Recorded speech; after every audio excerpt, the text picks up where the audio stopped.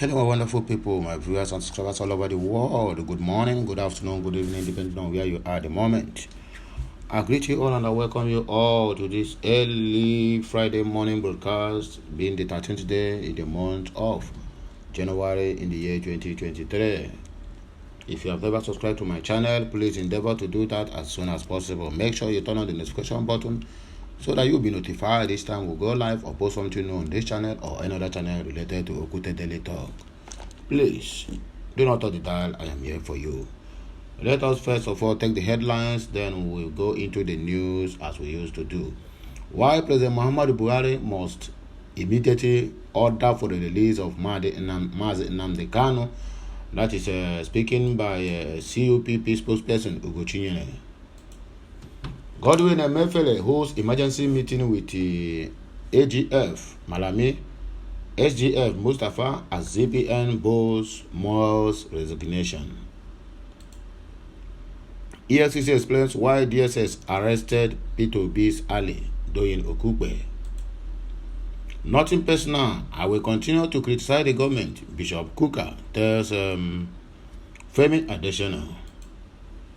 2023, Afeniferes Pa Adebanjo again speaks about P2B's candidacy. Don't vote for people who can't stand for 30 minutes, what P2B said in Nsukka. I was told not to attend the reception. Monarch discloses reason for disrespecting President Muhammadu Buhari. So let us go straight into the business of this day, please. Tighten your seatbelt, we are about to take off now. It will be a quick one, so do not expect a long broadcast. I just want to do it sharp so that we will continue with other things. President Muhammadu Buhari has been directed to order the Department of State Service, DSS, to immediately release the embattled leader of the indigenous people of Biafra, IPOB, Mazi Nnamdi Kanu, from detention. Nigeria News report that the call was made by the spokesperson of the coalition of the United Political Party, CUPP, Ikenga, Imo, Ugo Chinyere.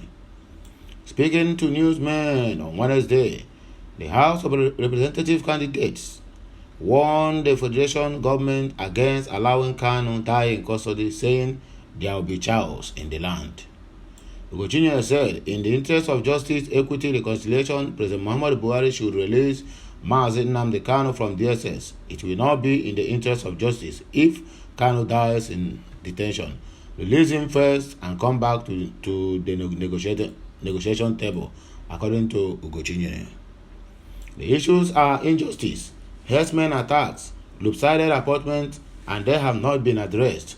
But government has addressed Niger Delta issues. Even Boko Haram repentants have been granted amnesty and trained and also instigated into the army. But now, other ones have been born to be ruled and other ones are minorities. President Muhammadu Buhari can order the Attorney General of the Federation to file notice of a discountenance. We are begging him to release Mazi Nnamdi Kanu, especially because of his health, to avoid chaos. He is speaking about the DSS and Emefiele. On the battle, the governor of the Central Bank of Nigeria, Godwin Emefiele, Ugo Chinyere, slammed the DSS over moves to arrest the head of nation's apex financial institution simply because he is not from the north.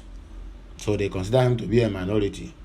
He said if the director of the DSS wants the position to return to the north, there are constitutional ways to collect the seat and not accuse him of terrorism because he is from the minority. The president should focus on strengthening institutions in the country. Emefiele holds emergency meeting with AGF Malami, SGF Mustafa as the CBN bows Moore's resignations. The governor of Central Bank of Nigeria, Godwin Emefiele, is currently meeting with top government officials at the CBN headquarters. Nigeria News understand that the Emefiele is meeting with the Attorney General of the Federation and Minister of Justice, Abubakar Malami, the Secretary of the State to the government of the Federation, both Gida Mustafa and other government officials in Abuja. It is not a senior official at the meeting to the People's Gazette that the emergency meeting was connected with an attempt to force Emefiele to resign from the office and negotiate his way out of being arrested by the Department of State Security Service. So these people are just simply because Emefiele does not belong to them. Simply because Emefiele brought up a solution that will help Nigerians, that will stop vote buying, that stop corruption in this coming election. So they are fighting in tooth and nail to make sure that this man, they remove him from that seat. One, simply because he's not from the north. They consider him to be a minority. Two, because of the financial policy that the CBN brought because of this coming election. They are fighting to God have mercy. And you tell me Nigeria will be good. And you tell me, oh, this country can be good. Let's all continue praying. Praying for what? What are we praying for? Chai. And wait for the poor. Nigeria News has earlier reported that Emefiele's secretary returned to the country amidst the call for his arrest over allegations of fraud and terrorism.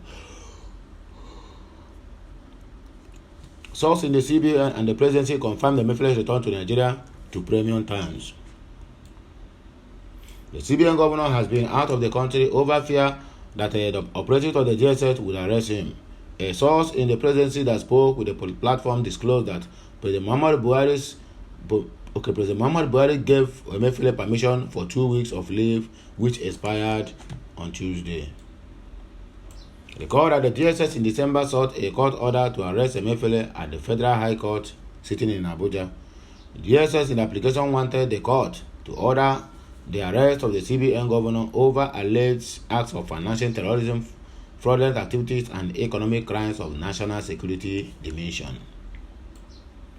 The DSS filed application marked FHC/ABJ/CS/2255/2022 at the court on December 7th of 2022. Emefiele was the sole defendant in the suit, which was filed ex parte. The presiding judge, John Seal, on 9th of December, rejected the application on ground that the secret police failed to provide sufficient evidence to warrant the issuance of an arrest warrant against Emefiele. The judges said the position in the affidavit filed by the SSS in support of its application purport that preliminary investigations have revealed various acts of terrorism, financial fraudulent activities perpetrated by the respondent and his involvement in economic crimes of the national security dimension. In rejecting the application, the judge said, these are no doubt grave allegations, but which the applicant has not presented any concrete evidence to support the claims.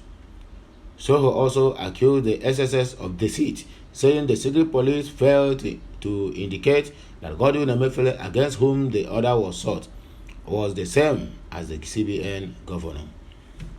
He added, the respondent in this application is named as Godwin Emefiele without disclosure of his status or position anywhere, not even in the affidavit. Soho ruled that considering the sensitive position held by Emefiele, the permission of Buhari ought to have been sought before the CBN governor is arrested.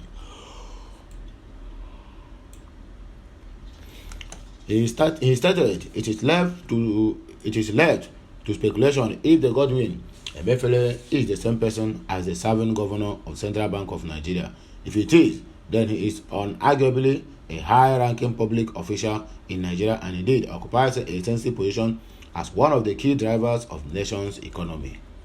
Therefore, an application of this kind should have evidence of approval of the respondent boasts that such measures are authorized to be taken, according to the news.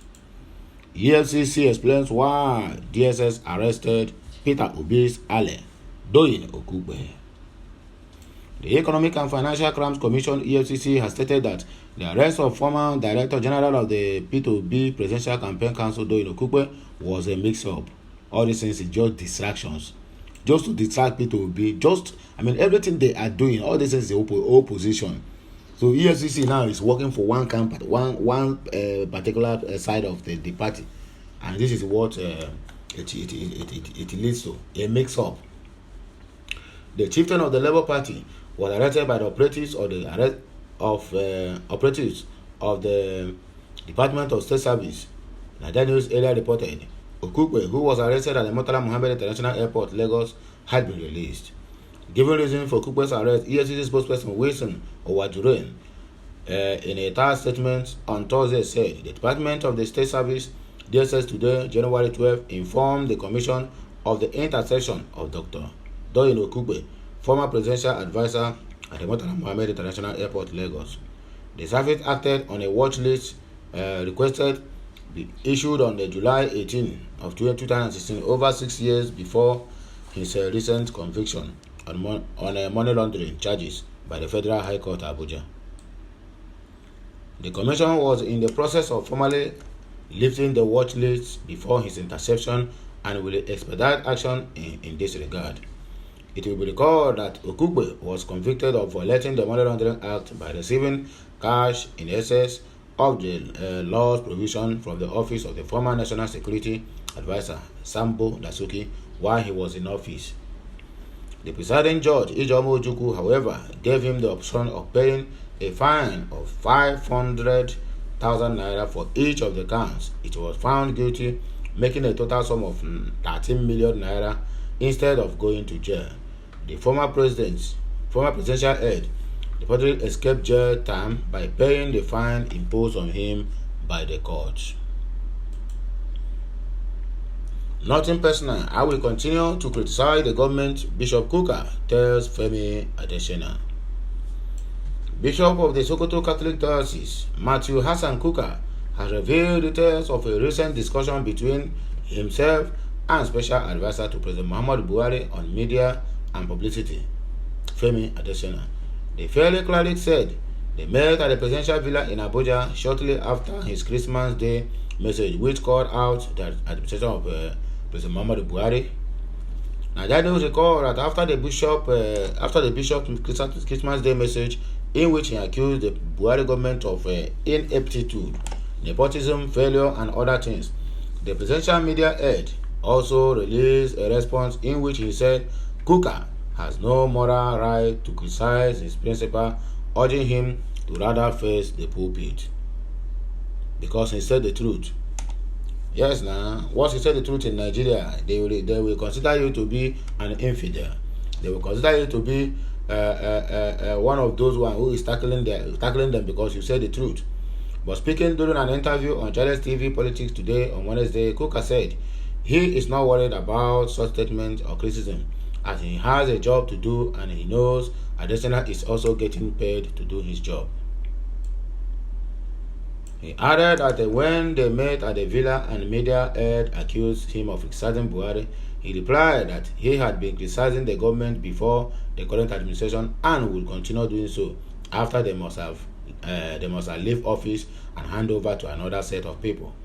Kuka said, I always tell people that frankly, I don't worry about criticism because I consider myself as an academic. I never take offense when somebody doesn't agree with me. Femi has got a job to do. He's actually being paid to do the job. I got my own job, but there is nothing personal about it. I read a lot of their criticisms. They don't bother me because some of them are meant to move away from the things I had said. I read this statement. I didn't think there is any reason for me to respond to what they have to say. And I remember the last time I was in the villa, Femi said to me, rather jokingly, Bishop, you are always criticizing my government, so you have to come today. I told him I was criticizing government before you came, and I will criticize government even when you must have gone, according to according to Bishop Kuka. 2023 Afeniferes Pa Adebanjo again speaks about P2B's candidacy. The leader of the Apex Yoruba social political organization Afenifere Pa Ayo Adebanjo has retweeted that it is the turn of the Southeast to produce president of Nigeria. According to him, long before the Labour parties unveiled P2B as its presidential candidate, he started advocating for a Southeast president. Nigeria News report that Adebanjo, while featuring on the Arise television statement on Nation news program on Thursday, said it was only fair to support a Southeast presidency agenda going by constitutionality, logicality, and equity of the situation of Nigeria politics from the time of independence. The Afenifere leader noted that he believes those who have loved in the following of the trajectory of Nigerian elections should understand why he is supporting the Labour Party flag bearer, Peter Obi. Adebonje claims that the passion Nigeria have for Obi is incomparable to that of other candidates. The elder statesman advanced that, well, I believe those who have loved in the following the trajectory of the Nigerian election must know why we are supporting Peter Obi. Of course, you must remember I was the first person to cry out that it was the turn of the Southeast. The parties had not done any primaries at the time, but I was just thinking about the constitutionality, the logicality, and the equity of the situation of Nigerian politics from the time of independence. I think all passion for Obi cannot be compared with others. It is a historical, philosophical, logical, and constitutional, and even a question of inclusiveness if you are sincere about keeping Nigeria together. If you don't want separation and you don't want anybody to agitate, then Peter Obi must be made president of Nigeria come 2023, according to Adebanjo. Don't vote for people who can't stand for 30 minutes, Peter Obi said in Nsukka. The Labour Party presidential candidate Peter Obi on Thursday cautioned Nigerians against voting for the wrong leader during the 2023 presidential election.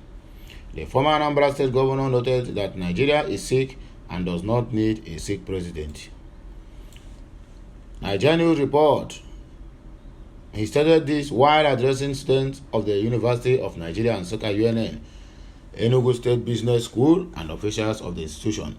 Obi, who is in Enugu for a campaign rally, held an interactive session on the sidelines of the UN and his alma mater. I repeat, Obi was in Enugu for a campaign rally held and also held an interactive session on the sidelines at the UNN, his alma mater. Speaking during the season, the Labour Party candidate took a dig at some other candidates, saying Nigeria does not deserve a president that can stand for 30 minutes to address the masses. He added that a candidate whose background can't be verified, whose age, identity, schools attended, all his classmates, and other details are shrouded in secrecy, is also pushing to become the next president, but warned Nigeria that not to vote for such a person so as not to push the country into a bigger mess. Obi said this country is sick and should not be handed over to a sick person. I'm not saying that anyone is sick. We have been here for over 2 hours. We don't want people who can't stand for 30 minutes. In the United States during elections, they go for debates. Somebody once asked Barack Obama a question that are personal and he answered. But here in Nigeria, somebody wants to contest an election. We don't even know his real age. We don't even know his real name. We don't even know the schools he attended. Nobody knows his real identity. And he is pushing to lead everybody. My name is Peter Obi. I can say I went to CKC, went to the University of Nigeria and Nsukka, both the VC today and the DVC today. These are my schoolmates. We came to university the same year and left the same year. The people I went to school with, I can see them today, here today, my seniors and my juniors. How come we now have people who do not have classmates? This is very, very important. According to Gregory Peter Obi, he made a very vital point here. Because somebody who does not know where and started beating that person will never know where they and stop to beat the person. That is exactly the point he is making here. So we Nigerians and the Nigerian youth should rise up and do what? And stand on your right. Because if nothing is being done and these people succeeded, that is another 8 years of mess. Total mess. I was told not to attend the reception when I disclosed his reason for disrespecting President Muhammadu Buhari. The Ohinoi of Ebira land, Ado Ibrahim, has replied to a query issued to him for refusing to attend a reception held to welcome President Muhammadu Buhari to Kogi State. Nigeria News record that the monarch was absent at the reception of Buhari for project commissioning in Okene local government area of the state about 2 weeks ago. Displeased with the absence of the traditional ruler, Kogi State government issued a query demanding the reason for his absence. Replying to the query, the Ohinoyi, while describing the context of the letter as unfortunate and unfair, said that he was informed barely hours to the president's visit and was also at the time of instructed by the Commissioner for Local Government and Chieftaincy Affairs, Abdul Salam Dida, to stay back in his palace for the president's courtesy visit to avoid a story that touches the heart. In a 3-page letter addressed to the Commissioner for Local Government and Chieftaincy Affairs, the royal father decried the level of injustice that was exhibited by the government of Kogi State during the visit of President Muhammadu Buhari. The letter reads, "There was no official letter informing me about the visit of His Excellency President Muhammadu Buhari, GCFR, Commander-in-Chief of Armed Forces, Federal Republic of Nigeria, regarding his visit on the 29th December of 2022 to commission legacy projects executed by His Excellency Alhaji Yahya Bello, Executive Governor of Kogi State. It was only on the night of 28th December of 2022 you visited me at about 9:30 p.m. and informed me that Mr. President will be coming to Okene the following day to commission some projects and that I should stay back in my palace while the President will be coming to pay me a courtesy visit upon his arrival. On the 29th of December 2022 at about 8:15 a.m. I received an unofficial copy of the visit program of Mr. President, and I noticed that Mr. President was meant to commission the Ohinoyi Palace at 10:10 a.m. This observation implied that Mr. President was to commission another palace other than my current palace that I have been occupying since I was coronated in 1997. It is worthy to note that as the paramount ruler of Ebira land, I have not been officially informed of the existence of any new palace. I therefore prepared in compliance to your instruction to receive Mr. President as it is now customary in our traditional institution, and I quickly put together a memoriam to present to him to appreciate his second visit to Okene since 1985, when he was received by His Royal Highness the late Ohinoyi of Ebira, Alhaji Sani Omolori. I made an enlarged photocopy of the photograph of the visit close to the chair, which I provided during the visit as attached. Speaking further, the monarch explained that he had just concluded preparations to receive Buhari when he heard an earth-moving bomb blast at the near entrance to his palace. Conspiracy. The monarch lamented that while he was at the palace attending to casualties, he heard that the president has concluded his program and departed to Lokoja. What a word. I also discovered that the main wall of the entrance to my palace had been breached and all entrances to the palace have been barricaded to make access from impossible. I have been kept in the dark from the reception, arrangement, and necessary entertainments to welcome Mr. President and his second visit to Okene, and from extolling the pleasure of my dear people to receive him. I am not and have no intention to exhibit deliberate attitude and actions regarding as bringing Kogi State and Ebira land in particular to grave disrupt, and they regarded therefore as quite unbecoming of a reverend royal father of my status. All allegations referred to in your letter, especially paragraph 3 and 4, are very unfortunate, and I regard the same unfair to my ripe experience and age, coupled to my candid royal dignity, except here in the world internationally.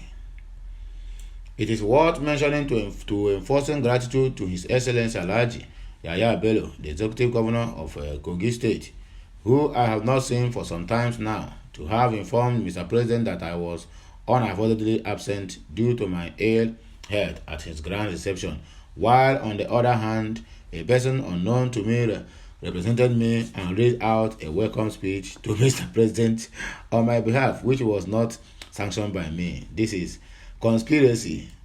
After the visit, now, haven't you people heard that, what did they call him? The governor of Kogi State wanted to dethrone him. This is conspiracy. They just conspired against this man, and that's exactly what is happening. Finally, in spite of the aforementioned points, it is noteworthy that since the unfortunate incident on the 29th of December 2022, this letter of query is the first communication, writing or otherwise, from any official of the state to me, without any commiserations to inquiries about the unfortunate bomb blast that led to the intended disruption of Mr. President's program, loss of lives of innocent Ibira people, massive damages on my palace and rancor within my domain. Nevertheless, I will continue to reign over the good people of Ibira land with good conscience and convictions, as I have done throughout my reign, the letter concluded. So my good people of Biafra, the lovers of freedom and lovers of mankind, this is where we are coming to the end of this broadcast. In case you are not subscribed to my channel, please endeavor to do that as soon as possible. And make sure you turn on the notification button so that you will be notified each time we go live or we post something new on this channel or any other channel related to Okute Daily Talk. Please remember, go and get your PVC, because February 25th of 2023 is going to be a light. So anyone who wants the best for this country, go and get your PVC. And remember, P2B once said it. He said, don't vote for any president who cannot stand for 30 minutes to address the masses, or who cannot even give a common speech other than reading scripts to the masses. So get that into your T-score, get your PVC, and vote wisely. That is what you need to do this coming election. Until I come your way again, have a nice day. I bless you all, the Father, the Son, and of the Holy Spirit. I am signing out. Bye for now.